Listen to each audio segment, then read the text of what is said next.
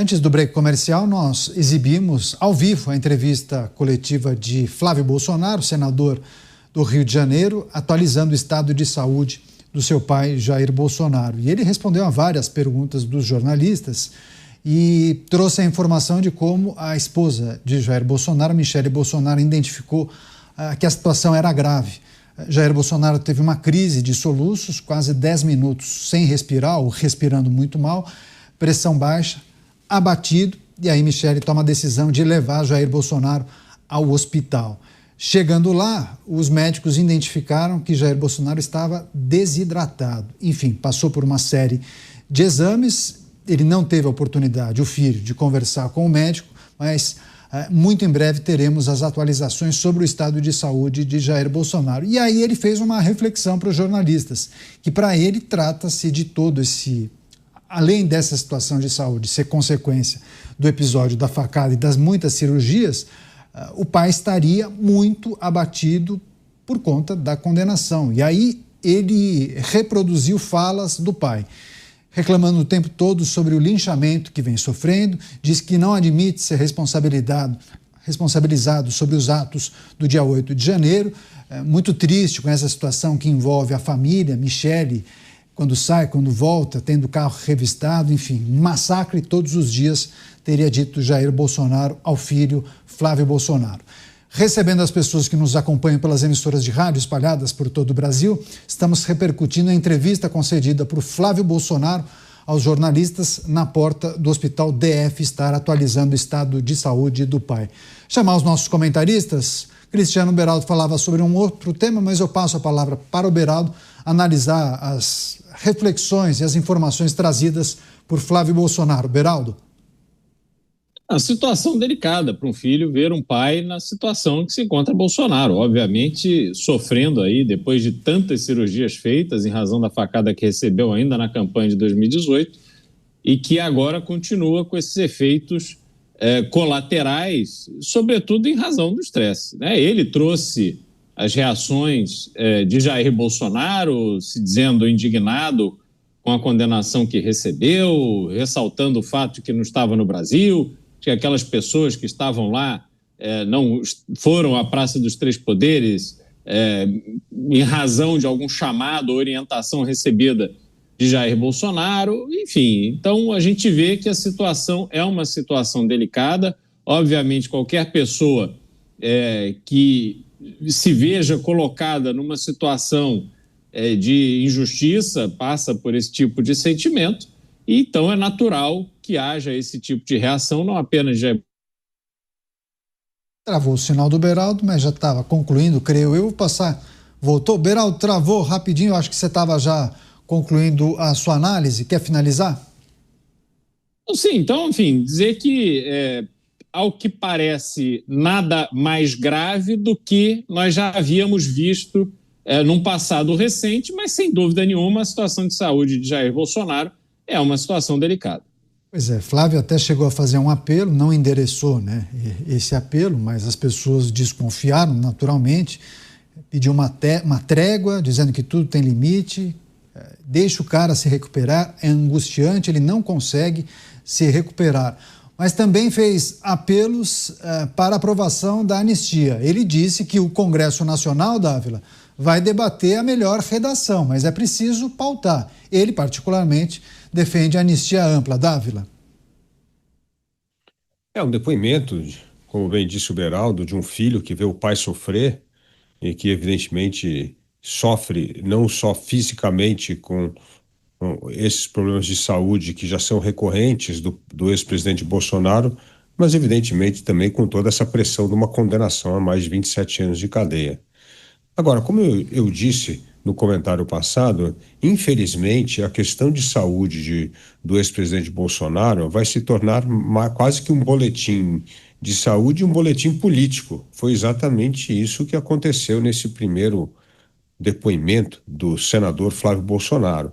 Então, mistura a parte do filho que vê o pai sofrer, está angustiado, pede trégua, e já emenda na pauta política de discussão de anistia e tal. Então, eu entendo que este é um momento que quanto menos politizar a saúde de Jair Bolsonaro e reportar as coisas como elas são, capaz que ela tenha um efeito até maior do que misturar os dois assuntos. Porque, na verdade, são coisas distintas. E acho que passaria uma impressão muito mais forte do filho, da mulher, que sente o sofrimento do pai, né, numa situação que está passando o Jair Bolsonaro, do que misturar os assuntos da política.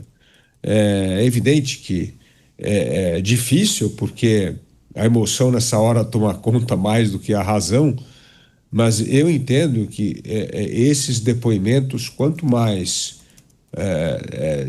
relacionado à saúde for e menos tisnado pela política, seria melhor. Seria melhor para a discussão dos temas, seria melhor para termos uma compreensão melhor da questão da saúde de Bolsonaro, que me parece grave pelo que vem acontecendo. Pois é, mas interessante esse ponto de vista, mas dá para dissociar, Mota, porque não parece uma mistura orgânica, feita inclusive pelos próprios jornalistas, porque o Flávio foi lá em tese para falar da saúde do pai. Mas daí os jornalistas, anistia, articulações, enfim. Aí naturalmente as coisas acabam se encontrando. Enfim, só puxei esse tema porque o Dávila encerrou com isso. Vai lá, Mota. Eu acho que isso que o Dávila está sugerindo é completamente impossível, porque toda essa situação, na minha visão, foi montada, arquitetada, para que se chegasse exatamente a essa situação que a gente está vendo.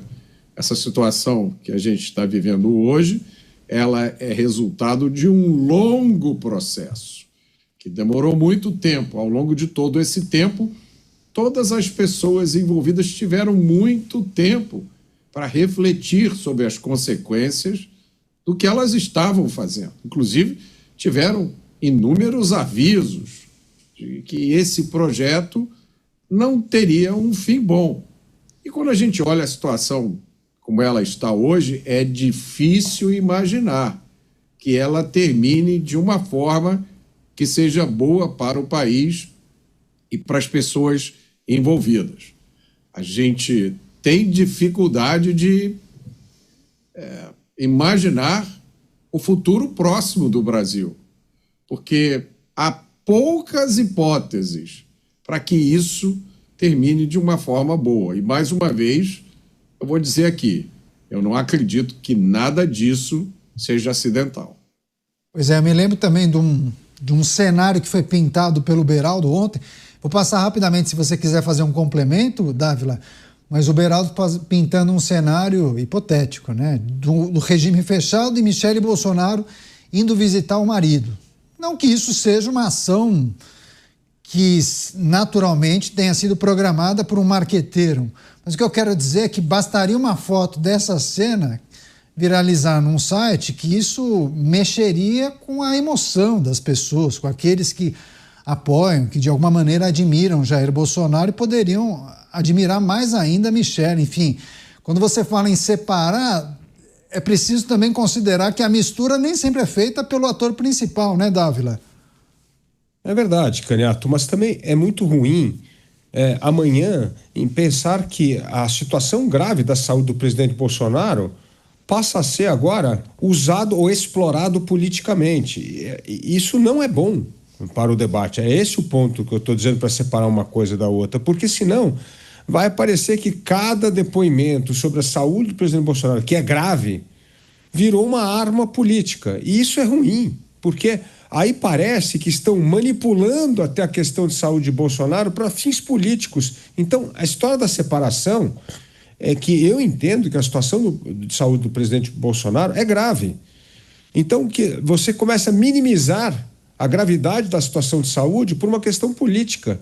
E é óbvio que a oposição vai começar a explorar isso que a gente está comentando aqui. Então, eu entendo que separar as duas coisas é fundamental justamente porque é grave.